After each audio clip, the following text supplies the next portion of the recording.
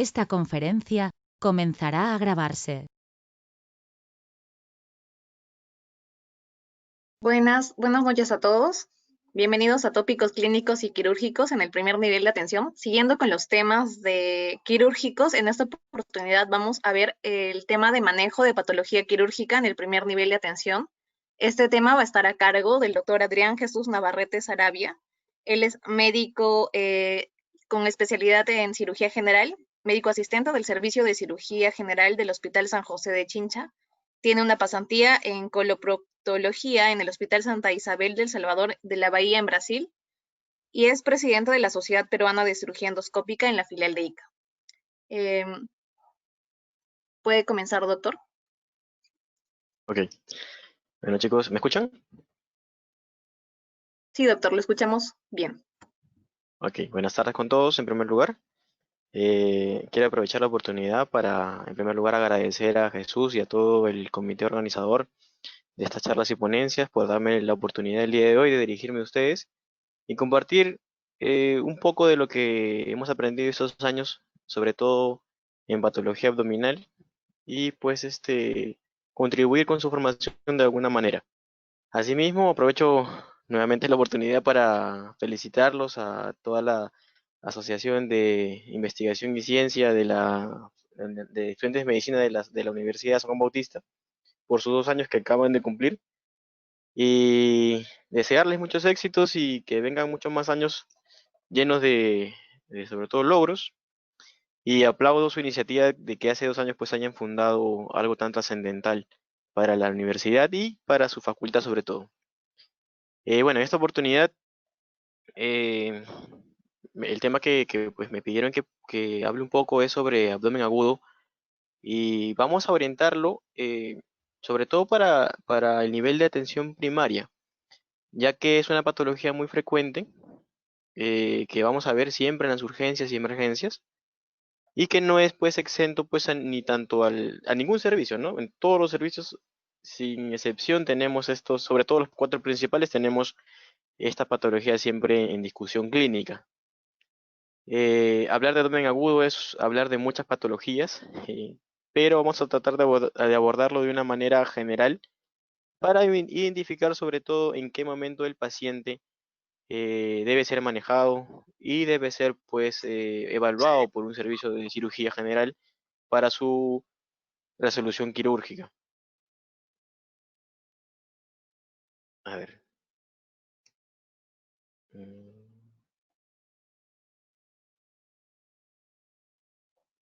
eh, Tengo un problema con las diapositivas.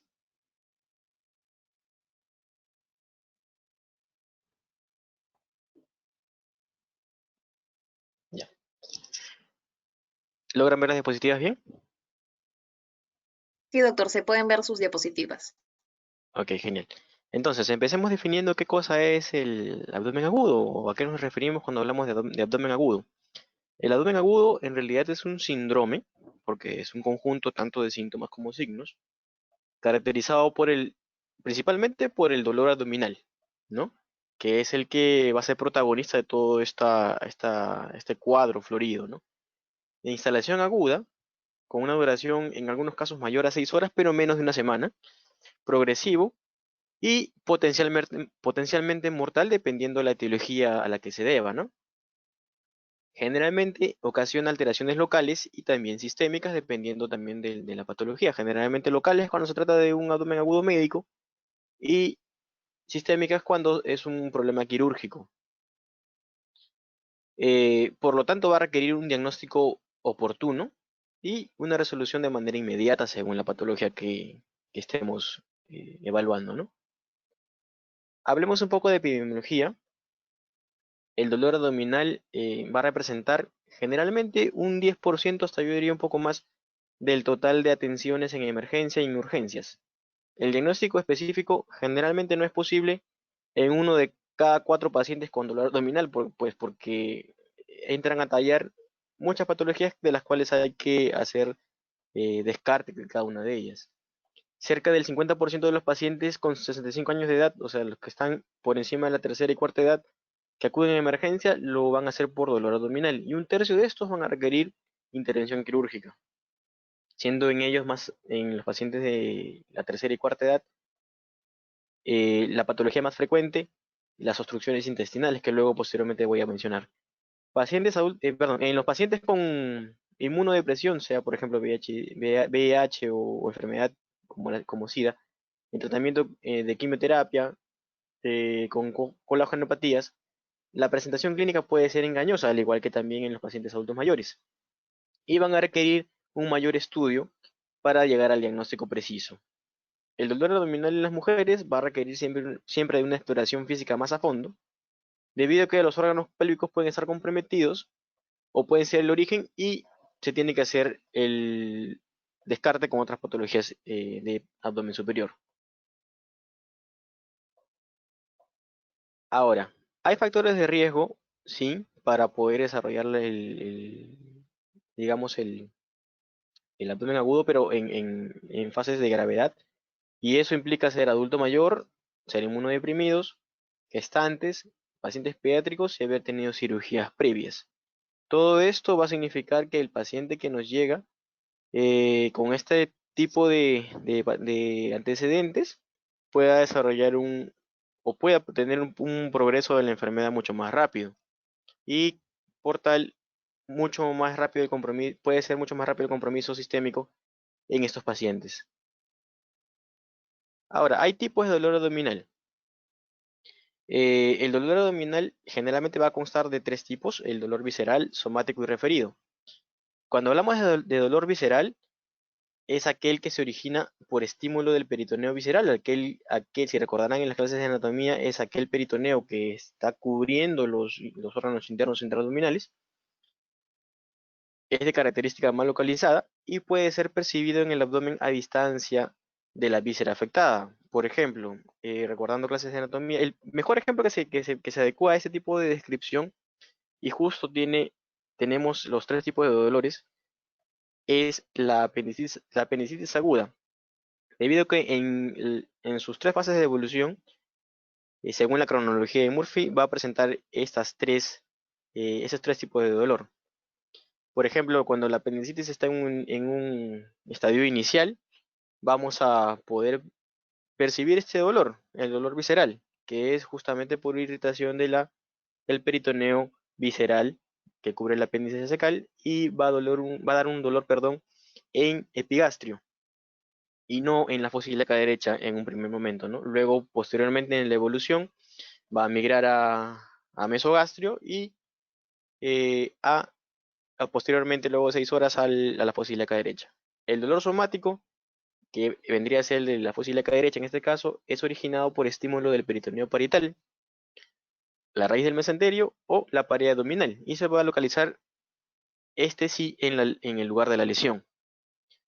El dolor referido, más bien es un dolor que se va a originar en estructuras viscerales y musculares que comparten la misma inervación. Es conducido por axones propioceptivos y va a terminar en el asta dorsal de la médula espinal. Entonces, el cerebro no va a discriminar de qué axón o viene, perdón, el estímulo, sino más bien que lo interpreta como que viene del mismo axón. Entonces va a proyectar el dolor hacia la piel que comparte, digamos, la inervación de esa vía, ¿no? Entonces, por ejemplo, un ejemplo clásico de esto es el dolor de una colecistitis, que su ubicación es pues, en el hipocondrio derecho, pero sin embargo tienes un dolor, perdón, referido hacia subescapular, ¿no? Ahora, definamos qué es el abdomen agudo médico. El abdomen agudo médico se va a definir como un síndrome clínico con dolor abdominal de causa desconocida, que tiene al menos una semana, o menos, perdón, de una semana de evolución y que se resuelve con un tratamiento médico, valga la redundancia, que no va a requerir pues de una resolución quirúrgica. Tenemos algunas causas de abdomen agudo médico. Para esto tenemos causas intraabdominales de la pared abdominal y extraabdominales. Dentro de las causas más frecuentes, las voy a mencionar, perdón, tenemos por ejemplo patología gastrodenal, una enfermedad ulceropéptica no complicada, es decir, no perforada, gastritis en todas sus etapas. En la patología intestinal tenemos dilatación intestinal producida por un hilio de orden médico, o sea, pues un hilio fisiológico o dinámico, una pseudodestrucción intestinal, el colon irritable, enfermedad de Crohn, megacolon tóxico, y así sucesivamente, ¿no? Patologías hepáticas también producen un dolor, un abdomen agudo médico, como por ejemplo la hepatitis viral, hepatitis tóxica, síndrome de Budd-Chiari, la misma cirrosis hepática con ascitis, ¿no? También produce a veces dolor abdominal. Patologías pancreáticas como una pancreatitis aguda o crónica reumatizada. Como sabrán de repente algunos, las, todas las guías a nivel internacional hablan de que la resolución pancreática, o perdón, de pancreatitis es manejo médico. Anteriormente o antiguamente se tenía la idea de que podía ser esto motivo de una intervención quirúrgica. Sin embargo, el realizar una intervención quirúrgica a estos pacientes pues causa mayor mortalidad. Y el manejo médico va muy bien, salvo que la pancreatitis sea pues una pancreatitis necrohemorrágica que puede comprometer el estado hemodinámico del paciente y haya que entrar a debridar algunos tejidos. Pero asimismo, actualmente se está prefiriendo no hacer ningún tipo de intervención a estos pacientes por el riesgo de sobreinfección o de infección de sitio operatorio o del mismo páncreas al hacer una intervención quirúrgica, ¿no?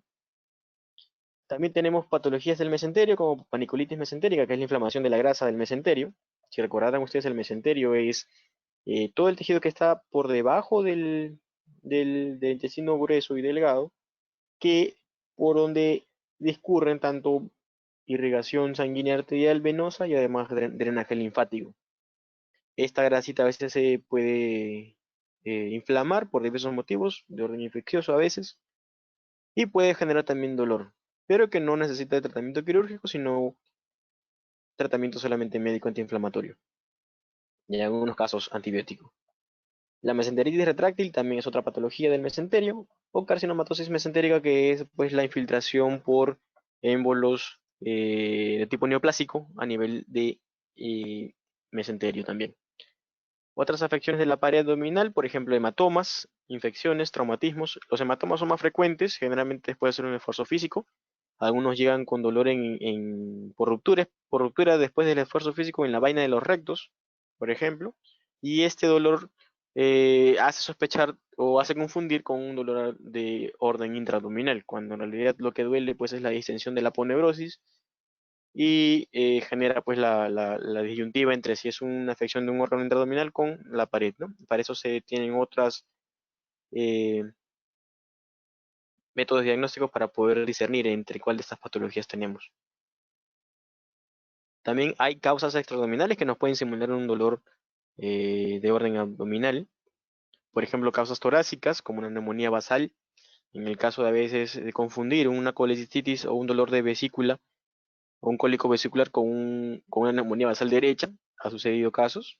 El neumotórax también a veces produce dolor a nivel del, del hemiabdomen superior o del cuadrante superior derecho, tromboembolismo del pulmón o pulmonar, y el infarto agudo de miocardio. Generalmente el infarto agudo de miocardio produce epigastralgias cuando es de la cara inferior del miocardio y puede hacernos confundir pues con múltiples patologías.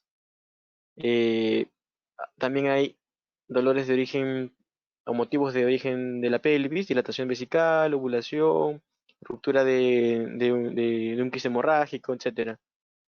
Retroperitoneales también, pero nefritis, cólico renal, dilatación pilocalicial, hematomas retroperitoneales, tumores renales y metabólicas. Las metabólicas también, aunque no crean, son unas causas muy frecuentes de esos tipos de dolor. Uremia, por ejemplo, el aumento de la urea en sangre. La diabetes, pero la diabetes descompensada cuando hay una cetocidosis diabética. Por ejemplo, le cuento a modo de anécdota, hace un periodo de tiempo considerable sucedió un caso parecido en mi hospital, donde entraron un paciente, o bueno, identificaron un paciente en el área de COVID y tenía dolor abdominal aparentemente por un órgano intraabdominal afectado, sin antecedentes mayores más que familiares con diabetes, y el paciente debutaba pues con una glicemia que en un primer momento estaba normal, pero después fue increciendo. Entraron a sala pues y no encontraron mayor complicación. El paciente había debutado, se le hizo un AGA y electrolitos y había debutado pues con una acidosis metabólica en cuerpos cetónicos en orina y el manejo ya fue médico, ¿no? Pero se había programado a sala, ¿no? Pero justamente para a veces evitar estos tipos de operaciones que no están indicadas, hay que discernir bien el diagnóstico, ¿no? Para eso está la historia clínica, para eso están los exámenes del laboratorio, etcétera, ¿no? Hay también enfermedades sistémicas que simulan dolores abdominales, como el lupus eritematoso, que es la gran simuladora, ¿no?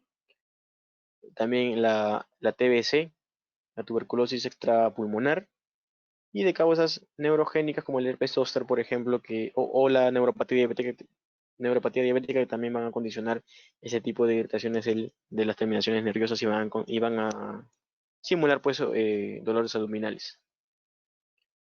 Ahora, la presentación clínica, antes de dar vamos a hablar algo de generalidades. La primera decisión para evaluar a un paciente debe considerarse en primer lugar si este debe ser internado o si el tratamiento debe ser quirúrgico. Los pacientes ancianos van a tener una presentación clínica más atípica que los más jóvenes. Por eso se debe hacer hincapié mucho más en la historia clínica y exámenes de laboratorio de repente si hay dudas diagnósticas. Los síntomas generales iniciales como fiebre alta, escalofríos y diarrea sugieren un abdomen agudo médico. Los vómitos suelen preceder a patologías quirúrgicas, en la mayoría de los casos. Y en los pacientes mayores de 40 años tendrán que ser investigados también de factores de riesgo como una enfermedad arterial coronaria, por, por causas de la edad, ¿no? Se sabe que a partir de los 40 años uno aumenta en riesgo para padecer este tipo de enfermedades, ¿no? En muchas ocasiones la causa exacta del dolor no es evidente y el diagnóstico diferencial deberá definirse fundamentalmente con un abdomen agudo quirúrgico, para lo cual es necesario recurrir a estudios complementarios. Entonces, ¿cómo llegamos a un diagnóstico certero? Lo que hay que hacer para aquellos que ya pasaron semiología de repente y aquellos que ya están graduados saben esto, se debe hacer una historia clínica completa, una historia clínica bien hecha, no diferente de las demás, una historia clínica que nos han enseñado en pregrado toda la vida.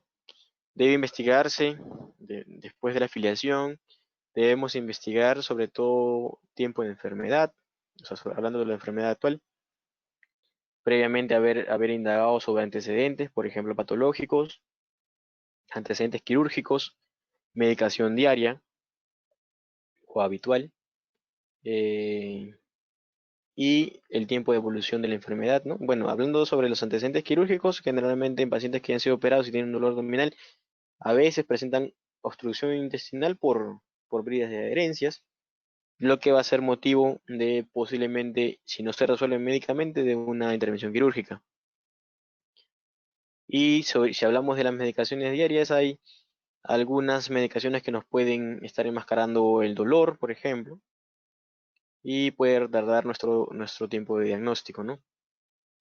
En cuanto al tiempo de evolución, se tiene que valorar si es un dolor que viene de 6 horas o de mucho más tiempo, pues puesto que si es de mucho más tiempo, a veces el dolor pues es de orden médico y no va a requerir una intervención quirúrgica. En cambio, si la aparición es aguda, muy aguda, o de 6 horas o menos horas, generalmente el dolor es quirúrgico por una apendicitis, colecistitis, etcétera, ¿no?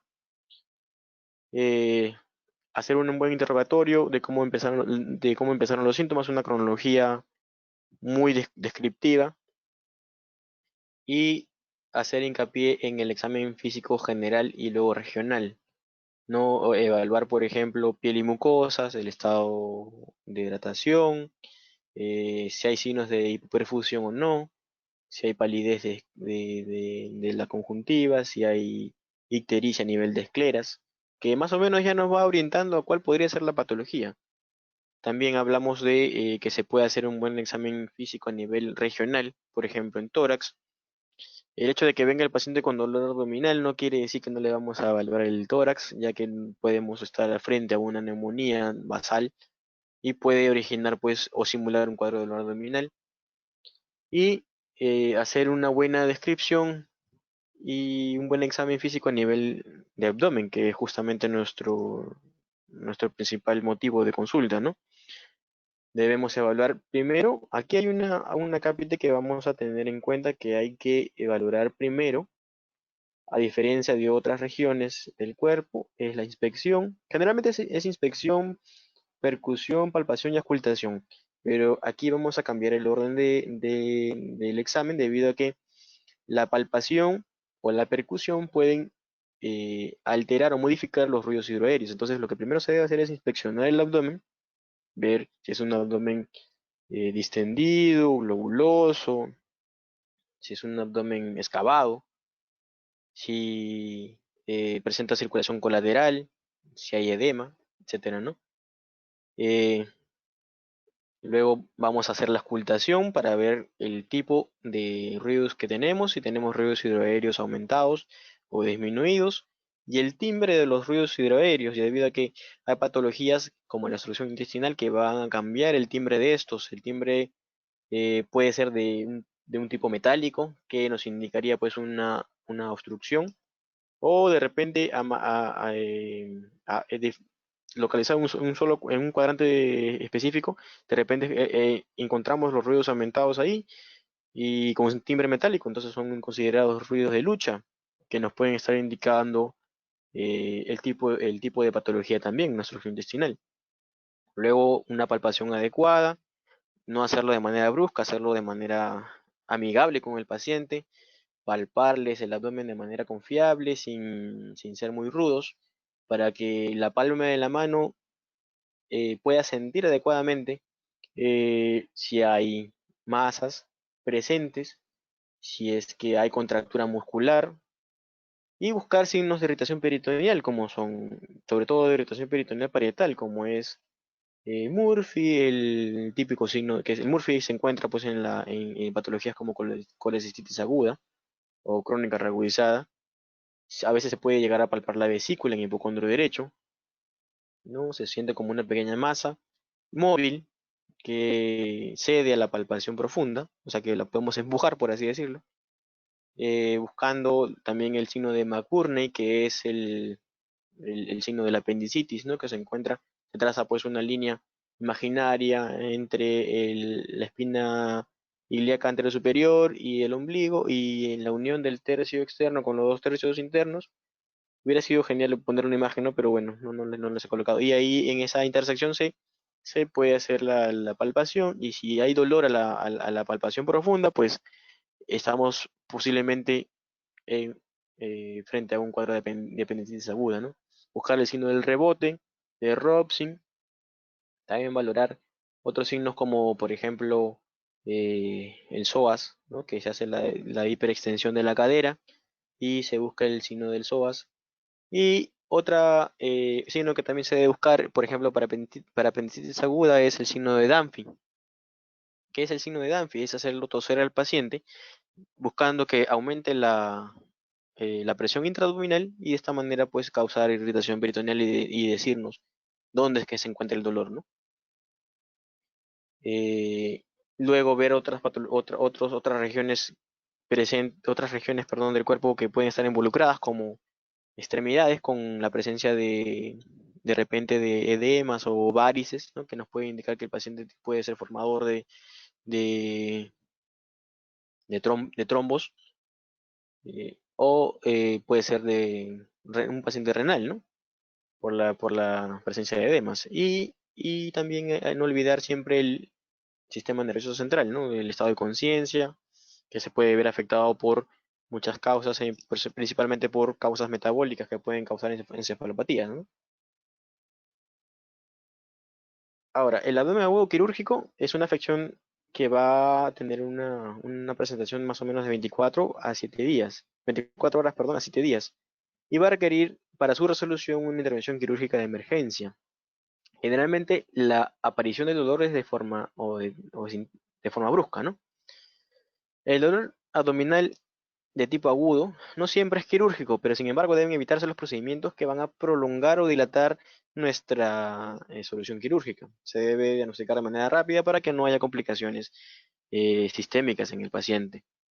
La mortalidad de los padecimientos digestivos generalmente se debe a la sepsis. Y a la sepsis es porque la historia natural de la enfermedad ha progresado sin control, ¿no? Ya casi no se ve, por ejemplo, sepsis por una apendicitis aguda, debido a que se resuelve tan rápido que ya casi no llegamos a las peritonitis. Hay pacientes todavía con peritonitis, pero ya no debe ser el problema, sobre todo si el paciente llega de manera oportuna al hospital, ¿no? Y si sucede esto es porque ha habido retraso en el diagnóstico oportuno. Entonces debemos ofrecerle al paciente un diagnóstico oportuno para evitar estas complicaciones. Ahora, para este tipo de abdomen agudo quirúrgico tenemos una clasificación etiológica que nos va a ordenar de manera esquemática, que es la clasificación de Kritzmann. Es una clasificación que lo va a agrupar en 5 grupos, valga la redundancia. Tenemos el dolor abdominal de tipo inflamatorio, obstructivo, perforativo, hemorrágico y vascular oclusivo. El inflamatorio es por una inflamación y a veces la presencia de infección de un órgano específico como la apéndice cecal, la vesícula, los divertículos que pueden causar diverticulitis alrededor del colon, pancreatitis y o salpingitis, ¿no? Obstructivo, producto de bridas y adherencias, de una hernia inguinal o crural encarcerada, o hernias a veces incisionales, las famosas eventraciones, que generalmente se producen luego de haber realizado una cirugía previa y a través de la cicatriz operatoria antigua, por ahí se produce una licencia de la aponeurosis que está debajo de la piel y por ahí se escapa pues un poco de intestino y esta se torsiona muchas veces y se queda encarcerado y a veces hasta se estrangula. También puede ser obstructivo por neoplasias, generalmente en los pacientes adultos mayores. El vólvulo sigmoide, que actualmente ya no es tan extraño debido a la migración de pacientes de la sierra para la costa. Hemos visto esta patología con regular frecuencia, incluso aquí en mi hospital, parásitos, besoares, fecalomas y otros tipos de procesos inflamatorios, ¿no? Enfermedad de Crohn, etcétera. Perforativos, también como la úlcera gástrica o duodenal. Llega un momento en que está tan erosionada la mucosa que llega hasta muscular y serosa y se produce pues la perforación. Úlcera ileal, neoplasias, perforadas, fecalomas también que pueden llegar a perforar debido al desgaste de la mucosa y la serosa, aunque más raros, ¿no? Y procesos también inflamatorios. Y hemorrágicos, por ejemplo, un embarazo ectópico roto, una ruptura de un hematoma, que tengamos, por ejemplo, producto de un accidente de tránsito que ha producido un tramo abdominal cerrado. Generalmente en un tramo abdominal cerrado los órganos más comprometidos es el vaso y el hígado en ese orden. Y a veces solamente lo que produce es un hematoma que está por debajo de la cápsula que envuelve a estos dos órganos. Es un hematoma subcapsular o catalogado como tal. Y hay una clasificación que pues no dice que el tipo de trauma hepático o esplénico, ¿no? Pero a veces esta se rompe y puede producir pues una colección de sangre dentro del peritoneo. También un aneurisma roto de la aorta puede producir el dolor abdominal y se cataloga como un nuevo tipo hemorrágico y es fatal si es que no se trata a tiempo. Y el vascular oclusivo, que puede ser por isquemia mesentérica, tanto venosa como arterial, y que pues compromete la irrigación de segmentos del intestino delgado, a veces grueso, y pues produce la perforación y gangrena del mismo, ¿no? Y puede pues, producir una peritonitis fecal en su evolución. En cuanto a la etiología, quiero hablarles con un cuadrito acá.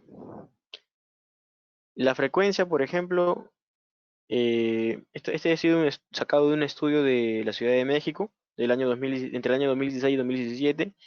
Para ellos, su patología que implicaba un abdomen agudo quirúrgico con mayor frecuencia era una apendicitis no complicada y una apendicitis complicada también, pero en mayor frecuencia fue una apendicitis no complicada con un 39% y un 23% con una apendicitis complicada. O sea, más o menos un 62% de cuadro apendicular era la causa de un abdomen agudo quirúrgico, seguido de una colecistitis y un piocolecisto. Y en la etiología que le estoy presentando también tenemos en ese orden. Incluso en nuestra realidad, para aquellos que ya fueron o estuvieron en internado sobre todo en cirugía, vieron que el mayor protagonista de nuestras salas quirúrgicas es la apendicitis aguda. Incluso en mi hospital la realidad es esa, ¿no? En primer lugar, lo que operamos siempre es una apendicitis aguda, generalmente no complicada, pero también hay casos que llegan ya complicados y seguido luego de una colecistitis. En mi hospital, lo que posteriormente se da es un tramo abdominal, por un tramo abdominal abierto como un tramo abdominal cerrado.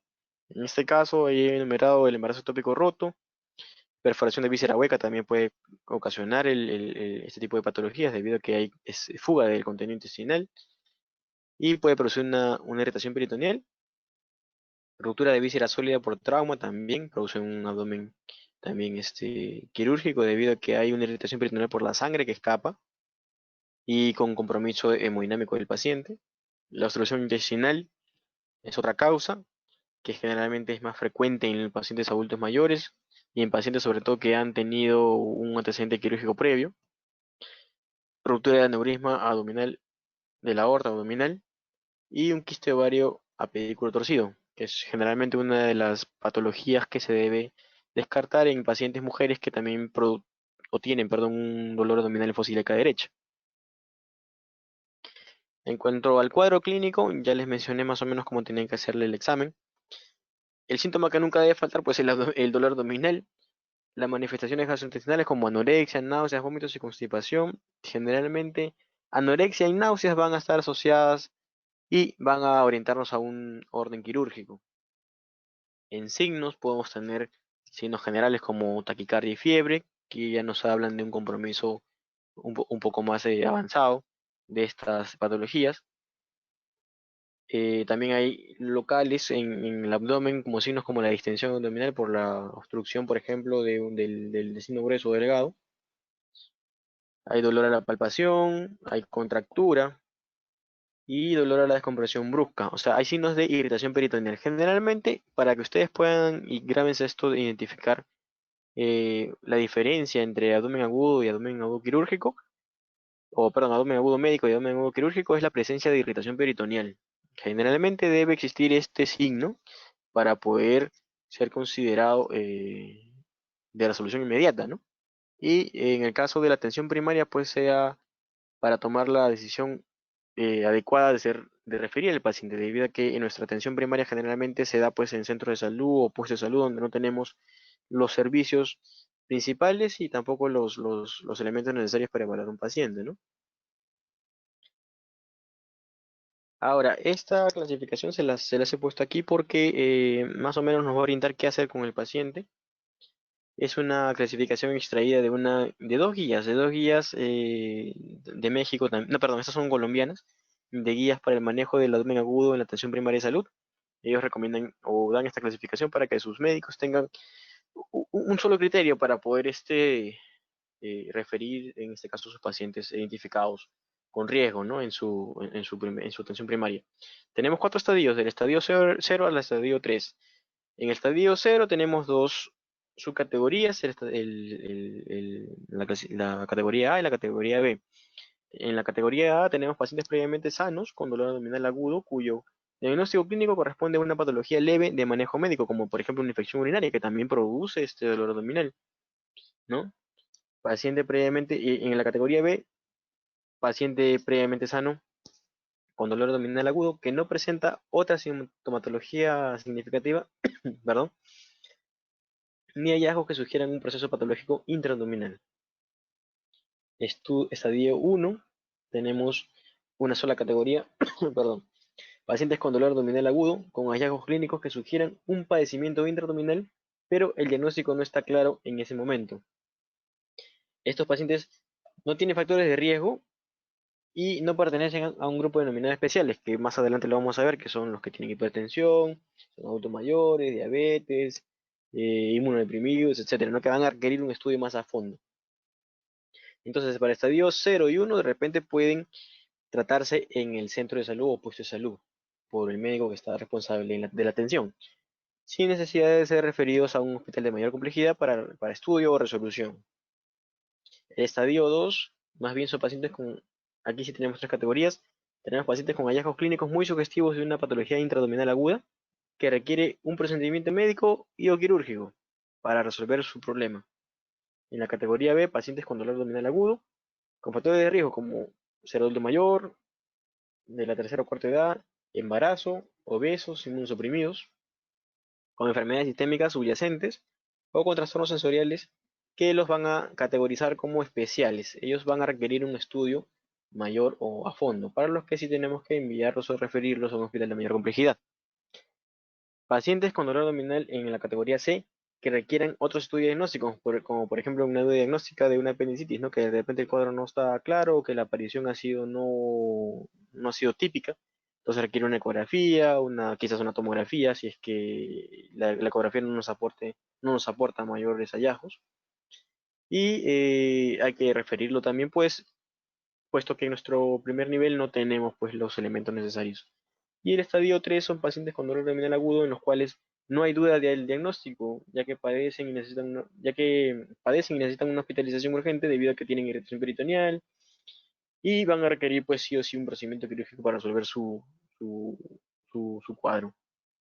En la categoría B, pacientes con dolor abdominal agudo en los cuales no hay duda tampoco del diagnóstico, van a necesitar una hospitalización urgente y ser llevados a un manejo médico en el caso de una pancreatitis. Ahora, cuando hemos hecho nuestra historia clínica y nuestro examen clínico adecuado, esto nos va a servir para poder obtener el 80% de nuestro diagnóstico, ¿no? El 80% del diagnóstico, eso es lo que me decían mis maestros cuando estaba en la universidad, te lo da la historia clínica. Generalmente el paciente te dice qué tiene. Y el otro 20% está distribuido pues entre tu examen físico y quizás también los exámenes de laboratorio. Tenemos herramientas para poder, en el caso de dudas diagnósticas, tenemos herramientas para poder hacer el diagnóstico diferencial. Pero van a estar dirigidas estas solicitudes de pruebas o analíticas, dirigidas en base a lo que hemos obtenido en el interrogatorio y en el examen físico. Por ejemplo, básico, pedirle a un paciente un hemograma, todo el perfil quirúrgico, un coagulograma, ¿no? O un perfil de coagulación, eh, un ionograma o lo que son los electrolitos séricos, si en caso sospechamos de un hilio dinámico, las amilasas séricas, un perfil hepático, glicemia, un test de embarazo si fuera una mujer, o un examen de orina completa. Y dependiendo de lo que obtengamos, vamos a ir dirigiendo pues aún más el diagnóstico y puliendo el diagnóstico sobre todo, ¿no? En pacientes, por ejemplo, con apendicitis, el hemograma va a estar súper alterado en el recuento leucocitario, con presencia de neutrófilos y sobre todo de bastones que nos van a indicar la desviación izquierda para aquellos que ya conocen el laboratorio, ¿no? Y nos indican pues un cuadro inflamatorio agudo con presencia de una infección subyacente. Por ejemplo, hablando de las amilasas séricas, si tenemos amilasas mayores del triple de la concentración sérica, estamos hablando de una pancreatitis, ¿no? Y así sucesivamente, ¿no? En el perfil hepático, por ejemplo, también podemos encontrar, eh, por ejemplo, alteraciones de las bilirrubinas cuando se trata de un cuadro obstructivo de la vía biliar. Podemos tener la bilirrubina directa, sobre todo aumentada, hiperbilirrubinemia directa, que nos está indicando que hay una ausencia de la glucuronidación de la bilirrubina. Y además asociado a una fosfatasa sacarina elevada y una GGTP, que es la gamma glutamil transferasa elevada, nos indica una obstrucción de la vía biliar. Además de estos exámenes de laboratorio, también tenemos otros exámenes que son radiológicos. Para eso, la siempre usada radiografía de abdomen simple de pie por 10 minutos. Y en pacientes que no se puedan poner de pie, la radiografía de abdomen simple en decúbito lateral con un rayo horizontal para que nos pueda salir algunas patologías, sobre todo obstructivas o perforativas. Sin embargo, la radiografía de abdomen ha sido superada ya por muchos otros exámenes como la ecografía y o tomografía, ¿no? Que posteriormente voy a empezar a mencionar. En cuanto al radiodiagnóstico, van a existir o existen actualmente dos tendencias en el manejo de estos exámenes. Una en el que el uso es indiscriminado de la exploración de exploraciones complejas, del uso indiscriminado de exploraciones complejas como son la tomografía y la resonancia magnética. Y otro en el que más bien se va a utilizar el paso a paso, ¿no? Que vamos a utilizar primero lo que es más eficiente, de repente una placa de abdomen simple. Si esta no es concluyente, recién se pide una ecografía. Si no es concluyente, recién una tomografía y así escalando pasos, ¿no? En cuanto al valor diagnóstico de las pruebas de imagen, tenemos lo siguiente: la radiología convencional o la placa de abdomen simple actualmente está sobrepasada por el resto de técnicas, como le decía, pero tiene un valor limitado en condiciones específicas, como por ejemplo en sospecha de obstrucción, tenemos una sensibilidad del 30% y una especificidad del 87%. En contraste con la ecografía abdominal, también para ciertas patologías, por ejemplo en la sospecha de patología biliar, tenemos una sensibilidad del 95% y también una especificidad del 95% en manos expertas. Lo mismo para las patologías urológicas y ginecológicas. Y en el caso de apendicitis, su sensibilidad en manos expertas, vuelvo a repetir, va a variar entre 55 a 96% y su especificidad entre 85 a 98%. Y sobre todo debe ser de elección en pacientes con riesgo a radiación o a la nefrotoxicidad del contraste ayudado en caso de que no se puedan hacer tomografías, ¿no? Por ejemplo, en los pacientes que tienen, perdón, insuficiencia renal crónica, ellos generalmente manejan valores de creatinina y urea elevados y no se les puede poner el contraste ayudado pues porque su riñón no lo va a filtrar adecuadamente. Entonces es mejor escoger este tipo de exámenes que es menos nocivo, ¿verdad? O no es nocivo. La tomografía es de elección o de elección por coste-efectividad, ya que va a mostrar de manera más adecuada los órganos intraabdominales. Su especificidad va a ser mucho mayor que la ecografía, de un 87, 89% versus un 70% que a veces tiene la ecografía en general. Va a proporcionarnos un diagnóstico certero que va a ser reproducible en cualquier hospital o centro de salud. Técnica más sensible y específica en la detección de aire extraabdominal. 95% más de especificidad tiene este examen frente a la radiografía convencional. Signos altamente específicos de isquemia intestinal, ya que el contraste cuando las estructuras vasculares se encuentran obstruidas, el contraste no va a llegar a estas y puede identificar con mayor celeridad estos cuadros. Y las reconstrucciones, tanto sagitales como coronales, van a permitir la precisión diagnóstica y decirnos qué órgano es el que está sufriendo, en este caso, intraabdominal, ¿no? Aquí más o menos voy a agruparles en qué patologías está indicado qué examen para que cuando tengan ustedes su práctica clínica puedan pedir lo correcto y no de repente exagerar.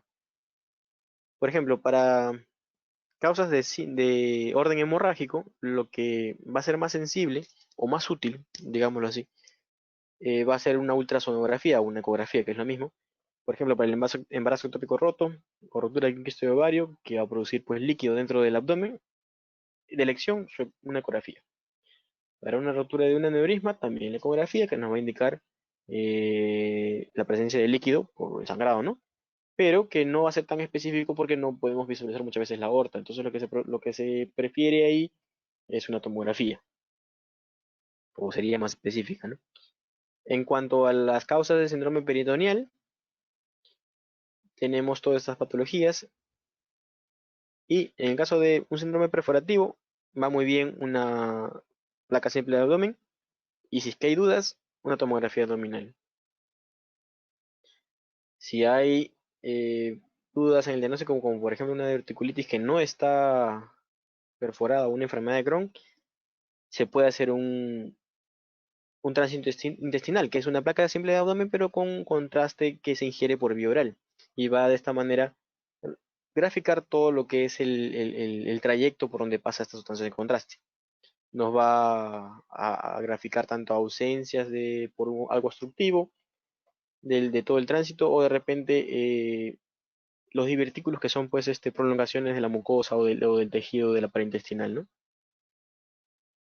Para las apendicitis, colecistitis y pancreatitis va muy bien una ecografía, siempre y cuando lo haga alguien experto.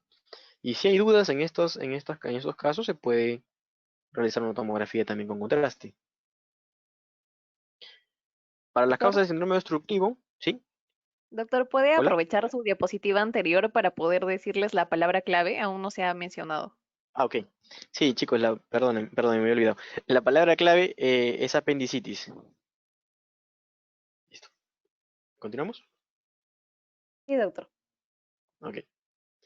Para las causas de síndrome obstructivo, que se producen por adherencia generalmente o hernias abdominales perdón, inguinales que están encarceradas, se prefiere hacer una placa de abdomen simple que es bastante sensible, pero no tanto específica. O si tenemos dudas, igual, un examen contrastado del intestino o una tomografía. Actualmente ya los exámenes contrastados del intestino ya están un poco en desuso y más bien se prefiere utilizar una tomografía abdominal. Quiero aprovechar esta diapositiva para... Más adelante tengo otra parecida, pero quiero aprovechar para decirles lo siguiente. Miren, en la placa, se nota el punto, ¿verdad? En la placa superior tenemos niveles hidroaéreos. ¿Qué es un nivel hidroaéreo? Es digamos, la presencia de un nivel, valga la redundancia, que es totalmente radiopaco, que es blanco, y por encima de esto se encuentra el aire que está dentro de la intestinal. Entonces, cuando veamos esta imagen, nos va a orientar al diagnóstico de una patología obstructiva. Y en la placa, perdón, de abajo vamos a ver una patología bien conocida por varios ya, que es una imagen muy patognomónica de este cuadro, que es un volvulo de sigmoides. ¿A qué les hace recordar esta imagen? A un grano de café, ¿verdad? Entonces, el signo del grano de café es relacionado directamente con el volvulo de sigmoides. ¿Y por qué sabemos que es sigmoides? Porque a diferencia, por ejemplo, de la placa de arriba, donde las austras o las líneas que se encuentran en toda la parte radiolúcida, perdón, eh, van a corresponder, por ejemplo, arriba a las válvulas conniventes y van a ser en forma de escalera, ¿no? Son rayitas, rayitas, ¿verdad? En cambio, acá las austras del colon no van a pasar todo el trayecto, sino solamente van a quedarse hasta la mitad a veces. Eso quería aprovechar para decirles. Ya. Para lesiones de vísceras sólidas, más bien, lo que se prefiere utilizar es una placa de abdomen. A veces sí, a veces no. Más se prefiere utilizar una tomografía abdominal y una ecografía para poder identificar en caso de lesiones de vísceras sólidas. También para pared abdominal es mejor utilizar una ecografía. Para lesiones del intestino, siempre va a estar primero la elección de la placa de abdomen simple. Y para las lesiones de vejiga, una tomografía también es lo ideal. Aquí yo quería mostrarles algunas plaquitas, ya son algunas imágenes extraídas del CERAN, que es la Sociedad de Radiología Médica Española. Quería mostrarles estas placas para que no se olviden sobre todo de estos signos que son muy comunes en patologías que nos van a llegar de repente en la urgencia, ¿no? Por ejemplo, esta es una placa de abdomen simple, con un poco de campos pulmonares también que ha captado. En la primera placa, en la placa del lado izquierdo, voy a utilizar el puntero. Vemos esto que está blanquito, que se llama radiopaco, vendría a corresponder a la silueta hepática, al hígado. Y por encima vemos toda esta parte radiolúcida, o sea, negrito, que está por encima de la silueta hepática y justo por debajo del diafragma o del hemidiafragma del lado derecho. Y además vemos un nivelito. ¿Se acuerdan que les he dicho el nivel hidroaéreo? Y aquí también es un nivel. Entonces, esto nos indica que es aire. Todo lo que es aire se ve negrito. Es aire dentro del abdomen. Es un neumoperitoneo que corresponde generalmente a una ruptura de víscera hueca, que puede ser estómago, intestino. En este caso era una ruptura de una úlcera péptica. Y había habido sangrado también, por eso que se ve ese nivel hidroaéreo, ¿no? Y corresponde pues a aire fuera del lumen o extraluminal. Este signo tiene un nombre propio, no sé si lo recuerdan. Ya, para aquellos que pensaron en signo de Jover, no es, es el signo de Popper. Signo de Jover, Chilaiditi tampoco. Es el nombre perdón, el nombre propio es signo de Popper. Más bien, el signo de Jover es el signo clínico que produce este aire extraluminal a la percusión por debajo del reborde costal. Y más bien aquí, por ejemplo, en la placa de la derecha, sí, de la derecha, vamos a ver justamente que tenemos por encima de la silueta hepática tenemos esta imagen aérea, ¿no? Radiolúcida, que también nos podría hacer pensar en una perforación porque es radiolúcido, ¿no? Pero descartamos esa posibilidad debido a que vemos un intestino que está por encima, ¿verdad? Ese sí tiene otro nombre que se llama signo de Chilaiditi, que es el signo radiológico. Ese sería el signo de Chilaiditi.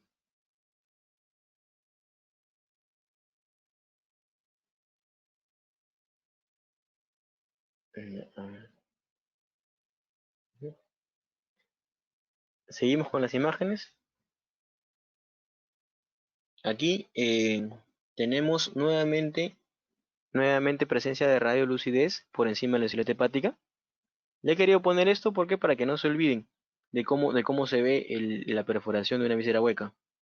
Nuevamente signo de Jover, perdón, signo de Popper, acá arriba encima de la silueta hepática que nos indica pues una perforación de visera hueca, ¿no? Y también se ve al lado del flanco izquierdo, se ve también acumulación de aire. En la imagen del lado derecho, lo que señalan las flechas blancas es la pared intestinal. Este signo de doble pared, por ejemplo, vemos que hay una pared aquí, un borde aquí, ¿no es cierto? Un borde aquí y otro borde acá. También indica neumoperitoneo. Bueno, acá no podemos verlo más arriba, ¿no? Pero generalmente a veces no se tiene esa imagen de Popper o ese signo de Popper y lo que nos da el diagnóstico de perforación intestinal es esta imagen en doble pared.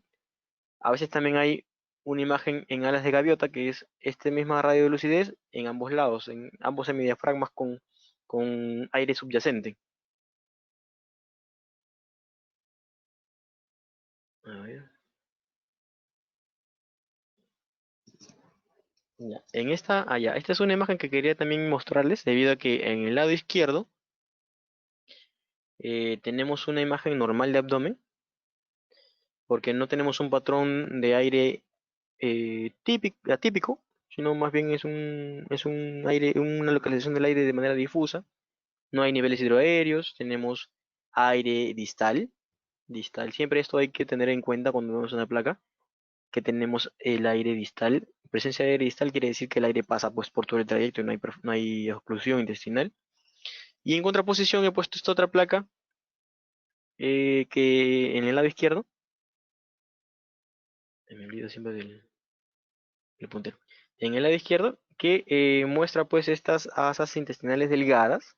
Nuevamente repito, ¿por qué delgadas? Porque estas líneas que son a modo de escalera son las válvulas conniventes del intestino delgado y pasan todo el trayecto, pues, ¿no? Y pues vemos que están dilatadas, con contenido gaseoso, pero sin embargo acá sí también tenemos nuevamente el aire distal.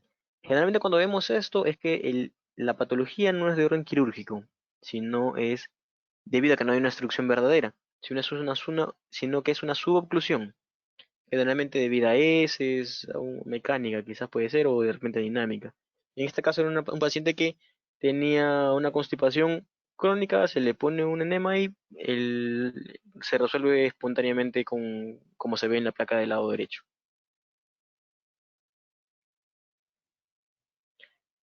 Otra imagen que también quería mostrarles por ejemplo, lo que sirve la tomografía. En la imagen de la placa simple de abdomen vemos una imagen medio radiopaca que se encuentra entre el mesogastrio y el hipogastrio, ¿verdad? Que está señalada con flechas blancas en la placa del lado izquierdo.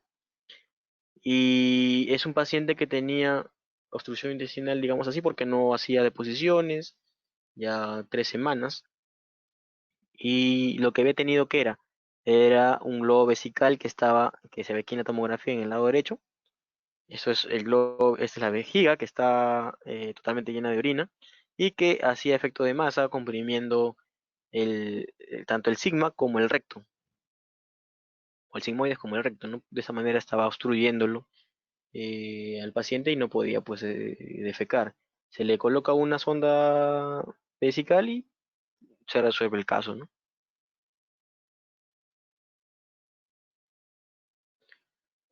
También para lo que nos sirve la placa de abdomen, estas dos placas son muy interesantes debido a que nos van a identificar tanto calcificaciones como cuerpos extraños. Por ejemplo, en el lado izquierdo tenemos una placa de abdomen en la cual en fosa ilíaca derecha más o menos, entre pelvis y fosa ilíaca derecha vamos a ver una calcificación.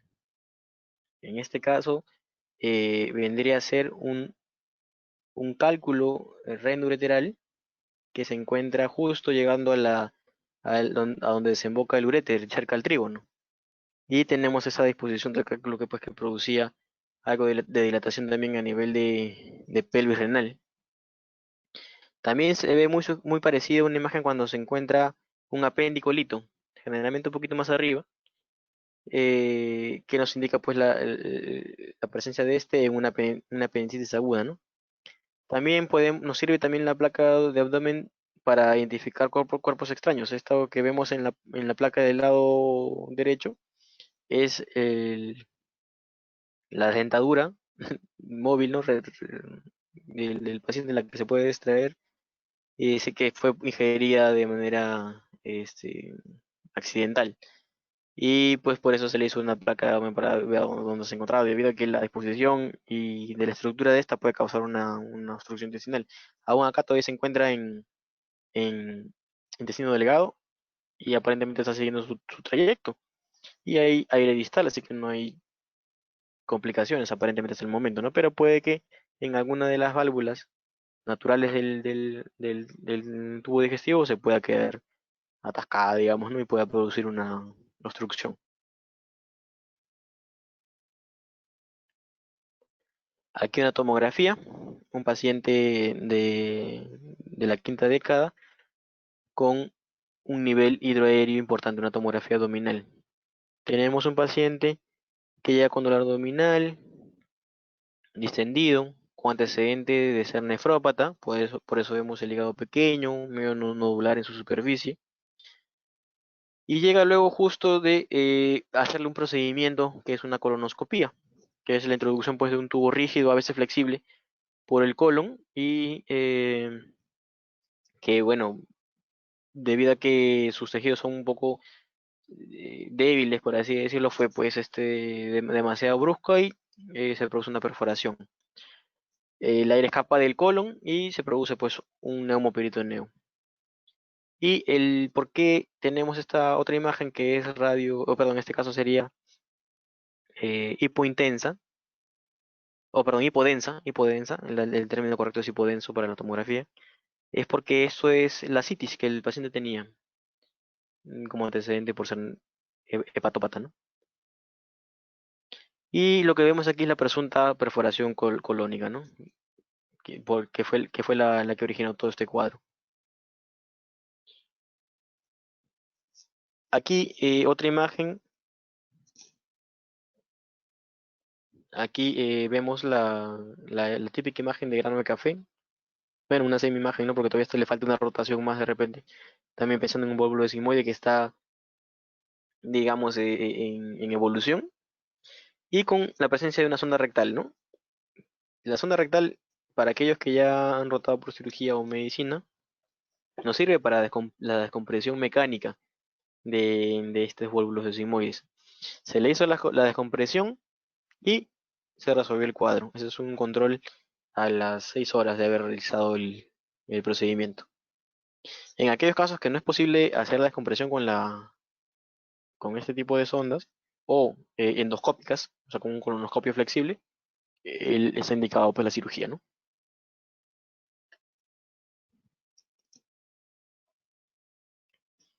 Esta es otra tomografía donde vemos un corte sagital y vemos, voy a poner el cursor, que no nos aprecio. Vemos una vesícula biliar aparentemente aumentada de tamaño. No le vemos, bueno, vemos aire dentro del contenido de la vesícula, pero no vemos litos, ¿no? Y un halo hipodenso, ¿no? Que nos está indicando la presencia de aire. ¿Ven? Esta es la cámara gástrica, que está llena de aire, y esto por correspondencia en la densidad también es aire. Entonces, estamos frente a una colecistitis emfisema-tosa. Paciente diabético, ¿no? Que son los que aparecen en estos cuadros, y mal controlado, que debuta con dolor abdominal. No era menos mal una citocidosis, pero sí era su colecistitis pues, enfisematosa, ¿no? Tratamiento quirúrgico definitivamente. ¿Y por qué es que hay aire dentro del contenido? ¿Por qué? Porque generalmente hay una infección de la pared vesicular y lo que también hay una infección de la bilis y produce pues un absceso, ¿no? Pus. Y la generación de pus también produce aire.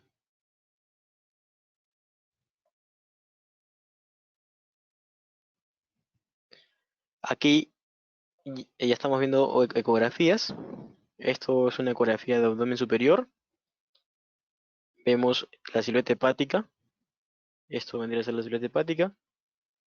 Y lo que vemos señalado por el puntero es una vesícula biliar.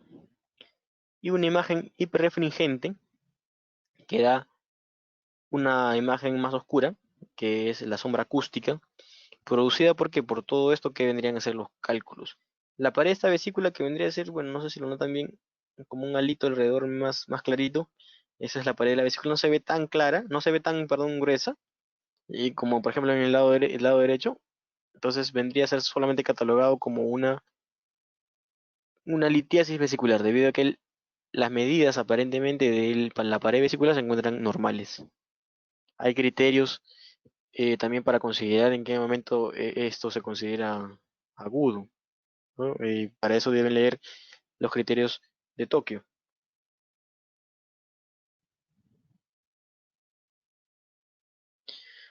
Esta es otra ecografía ya de abdomen inferior, una ecografía apendicular. Generalmente el apéndice sin patología no es visible, salvo que sean manos expertas, y algunos sí pueden llegar a verla.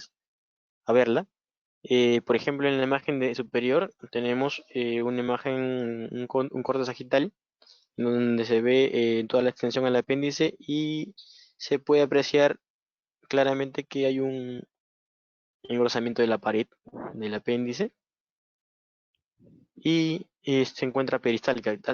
Bueno, aquí eso se ve en vivo, ¿no? Cuando se hace el examen. Y el diámetro antero-posterior en la otra imagen de la derecha también se encuentra aumentado, generalmente 6 milímetros. En este caso estaba en 10. Eso también es sugerente de una apendicitis aguda.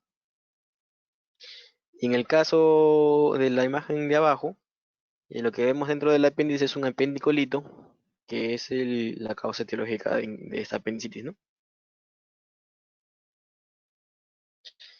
Vemos que también por ser un apendicolito calcificado en parte de su estructura, les queda una sombra acústica posterior, eso negrito que está debajo de la imagen, ¿no?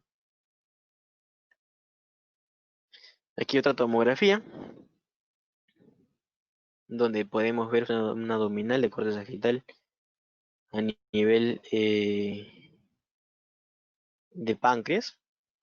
Vemos donde apunta el puntero que esta es la cabeza de páncreas, cuerpo y cola. Y a nivel de la cola vemos un ligero aumento de tamaño con una colección subyacente. Esto nos indicaría que es una pancreatitis, que vendría a ser la causa del dolor abdominal.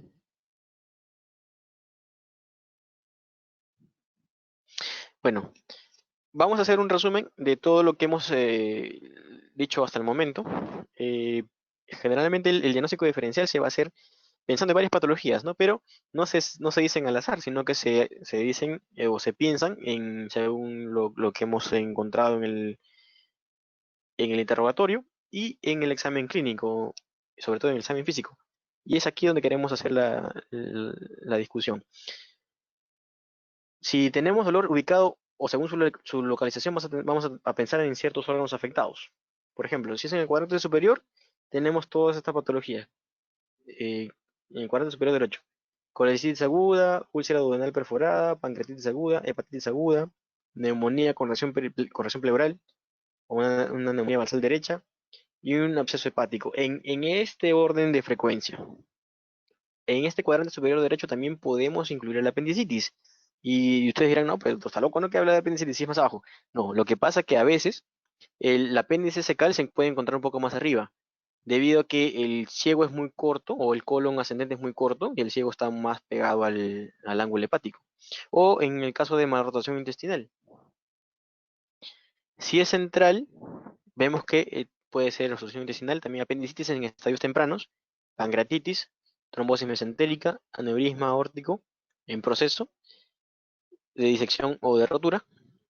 Si es en cuadrante superior izquierdo, podemos pensar en ruptura de vaso, úlcera gástrica o yeyunal, pancreatitis, neumonía de ese lado, ¿no? Basal izquierda, pielonefritis aguda o infarto agudo de miocardio. Eh, o sea, lo que quiero decir es que según la localización del dolor, es que vamos a pensar en un órgano que va a estar localizado en ese sector, ¿no? Si es, por ejemplo, el dolor en cuadrante inferior derecho, todos los órganos que se encuentran a ese nivel pueden estar implícitos en la patología, en la etiología, ¿no? Y si es en el cuadrante inferior izquierdo, más frecuentemente de repente podemos pensar en una diverticulitis, salpingitis de ese lado, un quiste de ovario, un embarazo ectópico roto si es mujer, ¿no? O una hernia inguinal estrangulada. También podemos pensar en el cuadrante inferior izquierdo en una apendicitis, y otra vez dirán ustedes, no, no, el dolor que habla ahora en el lado izquierdo. Sí, en el situs inversus, cuando todo lo que está ubicado al lado derecho normalmente está ubicado al lado izquierdo. Entonces ahí también podemos pensar en una apendicitis si se encuentra ahí, ¿no? ¿Y qué nos va a dar el diagnóstico diferencial? Pues los exámenes complementarios, tanto de imagen como de laboratorio. Ya vamos terminando. Esto último que les voy a mostrar son los fluxogramas que más o menos ustedes deben manejar en su atención. Si es un paciente, por ejemplo, con dolor abdominal que les llega a la emergencia, si está estable, deben identificar. Si está bien localizado, identificar signos y síntomas y discernir si es quirúrgico o no. Si es quirúrgica, cirugía. Si son signos y síntomas no claros, se hacen pruebas de laboratorio o de radiodiagnóstico y se determina si es quirúrgica, cirugía. Si son resultados que no están muy certeros, se reevalúa el paciente luego de una hidratación y de medidas generales y se vuelve a repetir los exámenes hasta discernir si es quirúrgico o no. Si es quirúrgico, cirugía, ¿no? Si el dolor es pobremente localizado, se hace una buena historia clínica, un buen examen físico y estudio de imágenes. Si es obstructivo, si no hay operación previa, lo más probable es que vaya a cirugía. Si hay una operación previa, se debe descomprimir primero con una sonda nasogástrica y ver si se resuelve o si persiste la obstrucción. Si persiste la obstrucción, cirugía. Para esto, también les recomiendo que lean los criterios de Boloña. Son criterios que nos indican primero el manejo médico para lo que pensamos que sería la obstrucción intestinal. Por al cabo de 72 horas, si en 72 horas no responde el manejo médico, también se interviene quirúrgicamente. Y si las imágenes indican un patrón no obstructivo, tratamiento médico. Aquí otro fluxograma. También dolor de abdomen. Tenemos que ver si son pacientes estables. Si es paciente estable, localicemos el dolor, perdón. Vemos en cada uno de los cuadrantes, ¿no? De ese epigastro, pensar en las patologías más frecuentes. Lo que se debe hacer en todos los tipos de localización de dolor es suspender la vía oral. En todos, absolutamente en todos, NPO. En todos, hidratación con líquidos endovenosos isotónicos de manera enérgica, anti-H2, o sea, por ejemplo, ranitidina, bloqueadores de receptores de H2, ranitidina, por ejemplo, en reposo gástrico momentáneo del paciente, y si se sospecha, por ejemplo, en epigastrio de un infarto agudo de miocardio, un EKG, ¿no? Porque tiene de repente antecedente, edad mayor de 40 años, un antecedente de hipertensión, obeso, ¿no? Entonces pedirle un EKG. Si sospechamos en pancreatitis, amilasa. Y en cuanto, por ejemplo, si son mujeres, pensar en otras patologías como por ejemplo EPI, que es la enfermedad pélvica inflamatoria, que de repente por ahí han hablado de eso, un embarazo ectópico roto, preguntarle siempre a las mujeres su fecha de última regla. Si a la palpación encontramos de repente una masa en ambas fosas ilíacas, de repente pensar, si es mujer, primero en una patología de orden ginecológico, y si es hombre, pues se puede pensar en un plastón apendicular, ¿no? Si es en el lado derecho. En pacientes donde se sospeche que es un cuadro de abdomen agudo por apendicitis, no se debe dar analgésicos porque pueden enmascarar el cuadro, aunque los opioides alivian el dolor y si no enmascaran el cuadro, sobre todo en la contractura muscular. En cambio, el metamizol, los AINES sí pueden dar un poco de enmascarar el tema del examen físico.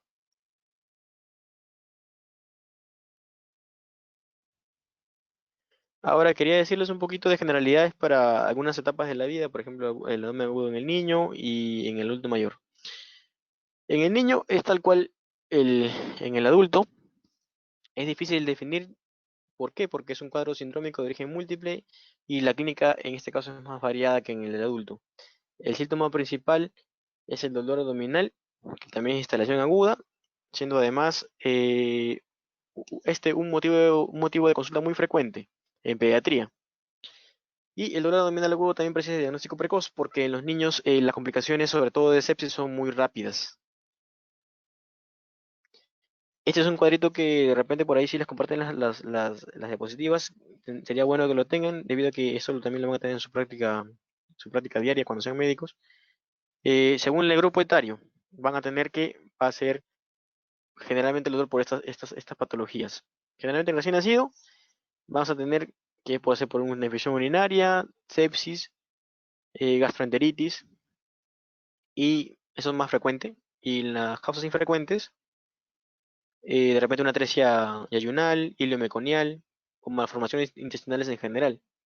Cuando ya el niño está un poco, está más grandecito el bebé, siendo un lactante de repente de 1 a 12 meses, primero pensar en gastroenteritis, traumatismo de repente, cólicos de lactante, ¿no? Por la dieta, y más infrecuentemente malformaciones intestinales o urinarias.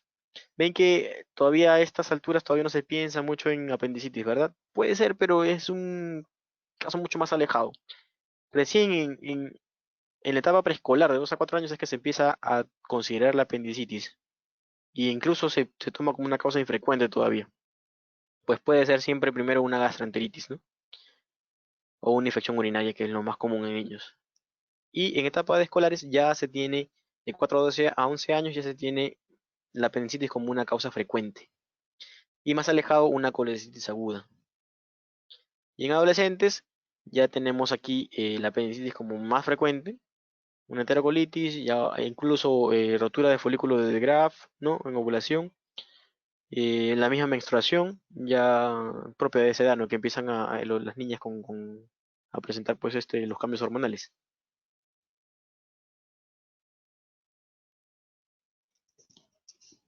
En cuanto al diagnóstico para ellos, igual, hacer una buena historia clínica, una buena exploración física y pruebas complementarias, ¿no? En ellos lo único que se va de repente a pedir además son los reactantes de fase aguda, como la proteína C reactiva, el BCG, ¿no? Y lo demás que nos puede orientar, ¿no? Siempre en niños menores de 2 años o examen de orina, ¿no? O al menos un sedimento urinario para descartar la patología de infección urinaria. En el adulto mayor, eh, La situación de ellos es más crítica debido a que cursa con síntomas abdominales graves y que requiere un tratamiento médico quirúrgico urgente. Generalmente ya cuando llegan a la emergencia ya están complicados. ¿Y por qué? Porque no tienen una presentación típica de los cuadros. Generalmente no hacen fiebre, entonces lo que más dificulta la identificación de estos síntomas. Y cuando la presentan ya están súper complicados, ¿no? La presentación clínica más frecuente sigue siendo la forma clásica, por lo que la sistémica que suele aplicarse en la análisis, exploración y diagnóstica resulta adecuada. La enfermedad se presenta en forma atípica, con mayor frecuencia que a otras edades y muestra una serie de características que no son comunes en otros grupos de edad. Por ejemplo, puede presentar un cuadro confusional, deterioro del estado general, lo cual nos va a llevar a pensar que hay algo que está pasando con ese paciente, ¿no? A veces ellos no dicen, oye, me duele tal cosa, o, ¿no? No suelen identificar sus cuadros, entonces un cambio en el estado de conciencia, pues nos puede alterar, nos puede avisar sobre que algo está pasando en ellos, ¿no? Una infección urinaria puede descompensarlos incluso. La mortalidad es 10 veces más elevada en estos pacientes que en grupos de pacientes que son menores de 50 años. No se justifica solo por la mayor fragilidad de la población anciana, sino que existen otros factores todavía más decisivos, como por ejemplo un menor índice de exactitud diagnóstica, por lo mismo que no son cuadros típicos, y un tiempo más prolongado para la identificación del proceso responsable, por lo que hay mucho más eh, oportunidad de complicación. Entonces, con ellos hay que tener especial cuidado y a veces exagerar en las pruebas diagnósticas. Con ellos igual, para ver el diagnóstico, una buena historia clínica, siempre estar al tanto de sus antecedentes patológicos, tanto quirúrgicos como de enfermedades subyacentes, ver si hay comorbilidades asociadas, si hay hipertensión, si hay diabetes, etcétera, ¿no? Que nos pueden más o menos orientar al diagnóstico.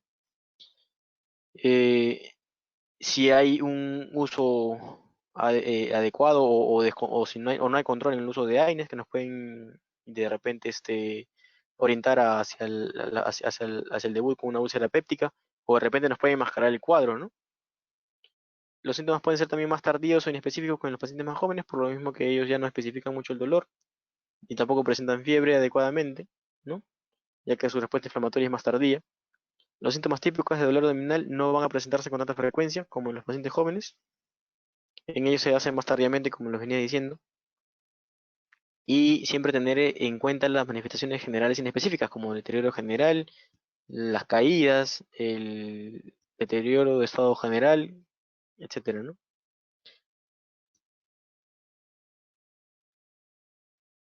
En cuanto a la etiología, en este grupo etario van a ser prácticamente los mismos que en el adulto, solo que vamos a tener aquí a predominio las enfermedades biliares, perdón, que causan el 25% de todos los casos del dolor abdominal y la obstrucción abdominal en segundo lugar.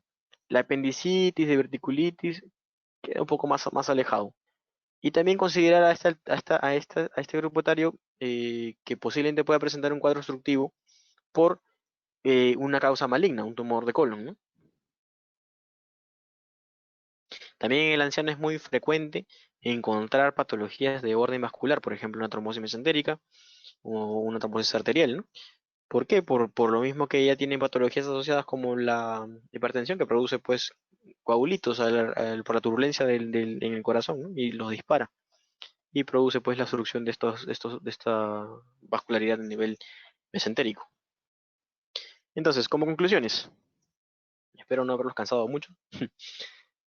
Hay que concluir lo siguiente de este tema. El manejo de pacientes con abdomen agudo debe ser rápido, debe ser eficaz y requiere de un tratamiento multidisciplinario. No solamente debe ser manejado por el médico internista o por el cirujano, sino que debe ser de todos motivo de consulta, ¿no? Todos deben trabajar, perdón, en equipo. La principal causa de abdomen agudo quirúrgico es la apendicitis aguda, como hemos visto bueno, al menos en nuestra realidad, ¿no? Como hemos visto en ese cuadro, ¿se acuerdan de torta? El mayor porcentaje lo tenía la apendicitis aguda, ¿no? Con 62%, tanto en las no complicadas como en las complicadas. Y el segundo lugar es para la patología biliar. De estas, el piocolecisto era la más frecuente. El antecedente de cirugía, ¿a qué cosa es el epiocolecisto? Es la infección o la pus dentro de la vesícula, ¿no? Por una colecitis aguda que ya se ha complicado. El antecedente de cirugía previa es el que se presenta con mayor frecuencia en los pacientes con dolor abdominal no traumático, sobre todo en aquellos que tienen patologías quirúrgicas previas, ¿no? Aquellos que han sido operados, por ejemplo, de apendicitis, colecistitis, van a tener la formación siempre de adherencias, en mayor o menor medida. Si son operados sobre todo por cirugía abierta, van a presentar estas adherencias. En cambio, si son operados por cirugía laparoscópica, también las hay, pero es en menor medida. El signo del rebote es el signo clave, como les venía diciendo, para definir si la patología es quirúrgica o no. Sin embargo, su valor predictivo positivo no supera el 50%, pero si tienes presente en tu paciente este signo, sí o sí es quirúrgico. El retardo en el diagnóstico es uno de los factores más importantes como predictor de mortalidad, ya que a mayor tiempo de dilación en el diagnóstico, mayores son las complicaciones sistémicas que el paciente puede tener, con lo que aumenta la mortalidad. Es directamente proporcional. La gran mayoría de los pacientes con abdomen agudo, generalmente ellos toleran el dolor, lo cual no justifica pues la iniciación de un manejo sintomático. Pero sin embargo hay un pequeño número de pacientes que sí tienen el dolor muy intenso y en los que también existe un compromiso sistémico por el dolor, hipotensión de repente. El uso, ahí es ahí donde los opioides se pueden utilizar sin llegar a enmascararnos el cuadro. Se deben utilizar también los estudios complementarios de orientación basado en la evidencia clínica. No debemos exagerar, debemos hacerlo de manera eficiente. No, si nos llega, por ejemplo, he visto casos en la emergencia de un paciente con dolor abdominal y ni siquiera le hacen un buen examen físico y ya le están pidiendo una ecografía abdominal y ponen descartar apendicitis aguda, colecistitis aguda, pancreatitis aguda. No, pues, si vas a mandar un examen, mándalo orientado, por lo menos, mándalo diciendo una ecografía abdominal superior para descartar una colecistitis aguda, ¿no? Lo que quiero decir es que su examen físico debe estar bien hecho y en base a eso recién se escoge los exámenes complementarios que se va a utilizar. Bueno, eso chicos es todo lo que les quería compartir en esta oportunidad. Espero que les haya servido bastante. Aprovecho nuevamente para mencionar la palabra secreta, perdón, la palabra clave que es apendicitis, para aquellos que no lo escucharon la primera vez. Y quedamos para las preguntas. Sí, gracias, doctor Adrián. Ha sido una excelente exposición, volver a escuchar clínicamente todo lo que tenemos que recordar y todos los signos clínicos o imagenológicos que es necesario tenerlos en cuenta. Chicos, si pueden, tienen alguna duda, pueden escribirlo en el chat, yo lo voy a leer, el doctor está gustoso para poder responderles. Doctor, yo tengo una pregunta, aprovechando el Sí, tiempo dime. mientras los chicos puedan poner sus preguntas. Yo tengo una duda. Nosotros sabemos que en nuestro servicio rural, como en los centros de primer nivel de atención muchas veces no hay estos estudios imagenológicos, pero sí tenemos que tener en cuenta de, como usted lo mencionó, que la clínica es muy importante. Si a nosotros nos llega un paciente que tiene clínicamente, no sé, una apendicitis y clínicamente eso, para poder referirlo nosotros, ¿cómo tenemos que hacer? ¿Cómo se refiere el paciente? Porque sabemos que no lo vamos a operar en el centro de salud porque es de primer nivel y no tiene el para poder operarlo. ¿Cómo yo le refiero, doctor? ¿Con qué tiene que ir el paciente? Ok, mira, depende de la realidad de cada centro de salud y puesto de salud, la verdad. Pero el manejo básicamente es lo que por ahí mostré en un fluxograma, ¿no? Si identificas un dolor abdominal que, cuya patología puede ser, o perdón, etiología puede ser la apendicitis aguda, básico, dejarlo primero en NPO. Hacer tu buen examen físico, tu buena historia clínica y orientar tu diagnóstico en base a eso. Ahora, la mayoría de puestos de salud me parece que actualmente ya tienen un laboratorio pequeño donde puedes tú pedirles de repente un hemograma. Al menos un hemograma para poder justificar tu sospecha diagnóstica. Entonces, le pides tus exámenes, lo hidratas, le pones una ranitidina de repente, pero el dolor no lo manejas salvo sea muy intenso con opioides. Y lo le coordinas la referencia para mandarlo al servicio de medicina, porque en algunas redes no te lo reciben directamente en cirugía, sino en medicina interna. Y ya ellos vuelven a realizar de repente exámenes para corroborar el diagnóstico presuntivo y ya luego ellos hacen interconsulta de cirugía. En algunas redes sí, sí permiten la referencia a cirugía general, pero a veces pasa que, claro, y está permitido porque ustedes todavía no tienen pues la experiencia necesaria, a veces pasa que manda con el diagnóstico de apendicitis aguda, pero uno los estudia y al final no es, por eso que siempre deben pasar primero por medicina interna. Pero básicamente, ¿qué cosa es? Entonces, pacientes con dolor abdominal, ser hidratados, reposo gástrico y un protector gástrico. Y mandarlos si es que sospechas de un cuadro quirúrgico, mandarlos a un hospital de mayor complejidad. Si cuentas de repente en tu centro de salud puesto con un ecógrafo y tú sabes hacer la ecografía, de repente puedes hacer la ecografía y si es que tienes práctica, pues, ¿no? Y de repente identificar la causa, ver la vesícula, ver si de repente hay líquido libre. Y el apéndice es un poco más tedioso encontrarlo si es que todavía no tienes mucha práctica, ¿no? Pero si lo puedes hacer y tienes esa habilidad para los estudios de imagen, pues puedes referirlo ya con los estudios. Ok, doctor, muchas gracias. Tenemos una pregunta, doctor. Blas Román pregunta, buenas tardes, doctor. Una de sus últimas observaciones fue sobre el uso de analgésicos. ¿Debemos seguir la escala del manejo de dolor o los opioides en primer lugar? ¿Qué tal, Blas? Buenas tardes. Mira, como lo mencionaba ahí, no. Los otros analgésicos tipo AINES van a enmascararnos el dolor. En cambio, los opioides van a tener la característica de que van a disminuir el dolor o de repente lo van a aliviar, pero no van a enmascarar, por ejemplo, la contractura muscular.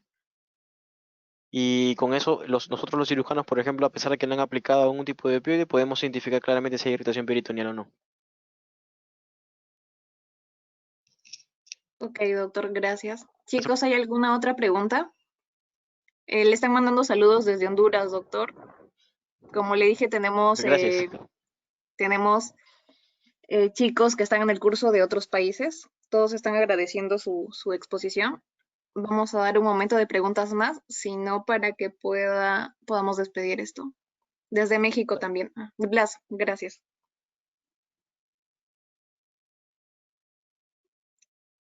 Hay una pregunta, doctor, acaba de llegar. Víctor Castro pregunta, doctor, gracias por la ponencia. Si estoy en un centro de salud en el SERUMS y el hospital de referencia está a 6 horas, ¿deberíamos empezar antibiótico terapia pese a que se pueda complicar? Ya, ya, mira, si tú tienes como le decía Alexandra, si tienes un hemograma que le puedas pedir y tienes indudablemente una división izquierda con leucocitosis, sí, puedes iniciarle su antibiótico terapia.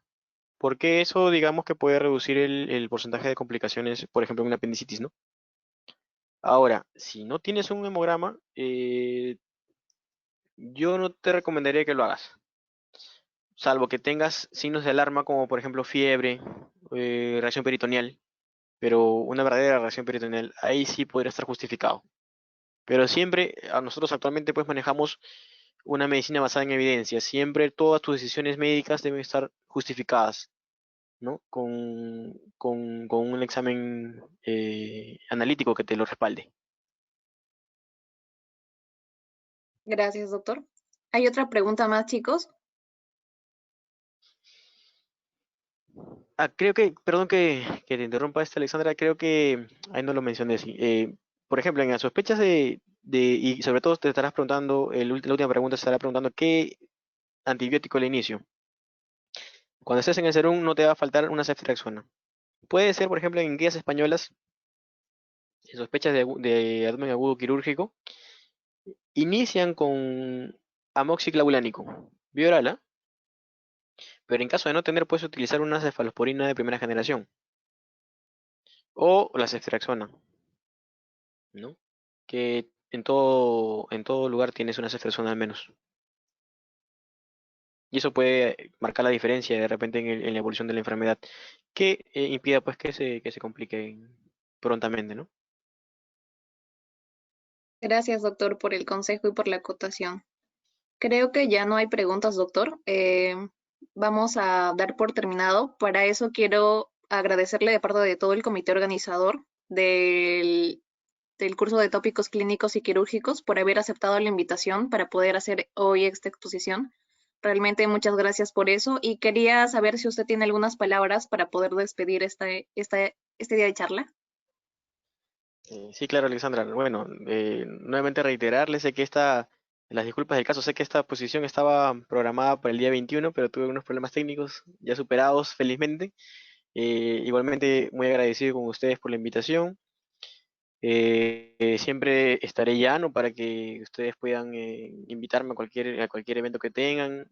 Siempre estoy dispuesto para compartir lo poco que sé. Y nada, espero que les haya servido, haya aportado con este pequeño grano de arena en su formación y que les haya servido para su atención posterior en nivel primario. Cualquier consulta, ya saben, ustedes tienen mi número y pueden compartirlo para que alguien de repente pueda yo ayudarles directamente. Agradecerles nuevamente, sé que la asociación tiene mucho futuro y desearles, como al principio, muchos éxitos para futuro. Muchas gracias, doctor.